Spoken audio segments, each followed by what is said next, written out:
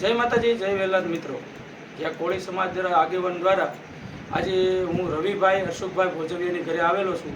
જે મારા પરમ મિત્ર હતા અને હું આગેવાન તરીકે વિસાવદરમાં છું.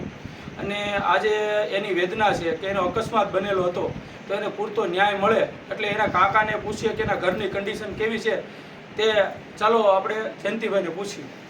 એના ઘરની કન્ડિશન તો એવી છે કે અમદાવાદ એની દવા ચાલુ છે, 2 કિડની ફેલ છે, બરાબર, અને 2 માણા બીમાર છે, અને આ સમાજ એને સાથ સહકાર આપે, ન્યાય અપાવે.